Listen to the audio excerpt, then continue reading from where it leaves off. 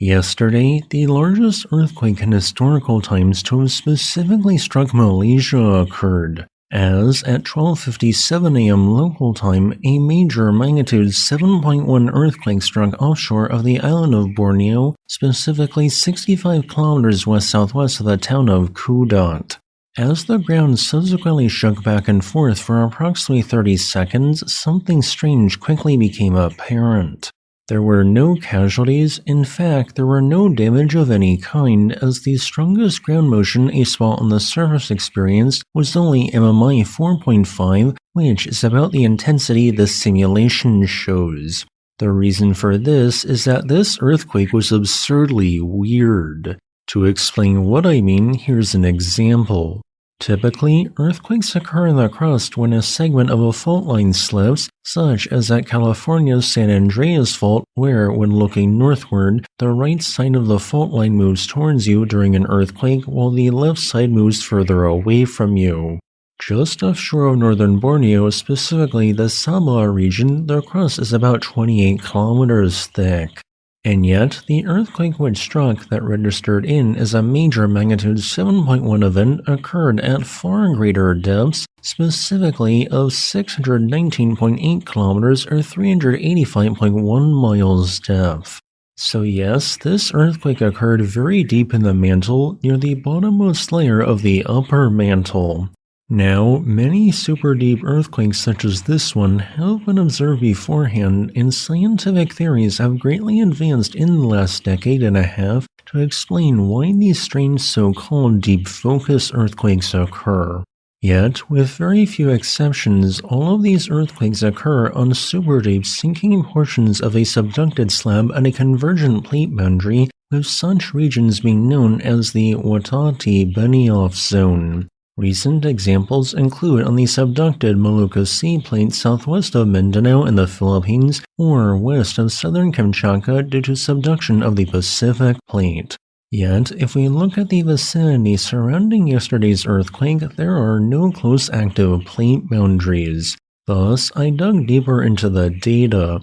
Records showed 4 other deep focus earthquakes had previously occurred in the vicinity of yesterday's earthquake, so I plotted them. These earthquakes trended deeper to the southeast, indicating that there was some subducted slab which likely originated at or near the Palawan Trough. Yet, there's no active plate boundary there, nor is there a plate boundary which is attempting to form there. But then it hit me. There once was an active plate boundary at this very spot until 16 million years ago when it ceased. That subduction specifically involved a portion of the Palawan microcontinent, and after it ceased 16 million years ago, the slab itself literally broke off and continued to sink deeper into the mantle 10 million years ago. Thus, yesterday's major earthquake occurred on that detached, still sinking slab via a right lateral strike slip fault completely confined to that slab, which was pulled in different directions due to density differences and mantle currents via the following method. Since the detached slab of the Palawan microcontinent is a piece of oceanic crust, it is almost entirely composed of basalt, which in turn contains abundant olivine.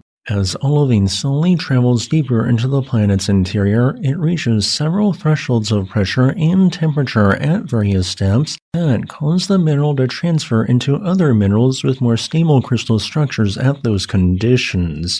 While olivine is fairly stable all the way to 410 kilometers depth, a little deeper than this and it changes to the denser mineral wadleysite. Wadleysite is stable from 410 to 520 kilometers depth until it changes to the even denser mineral ringwoodite, which in turn is stable at 520 to 660 kilometers depth. Each of these phase transitions causes what was originally olivine to become denser and denser, and each time this change occurs, it creates a zone of very finely grained material between rows of relevant larger crystals. This process occurs in the transforming wedge of a subducting slab.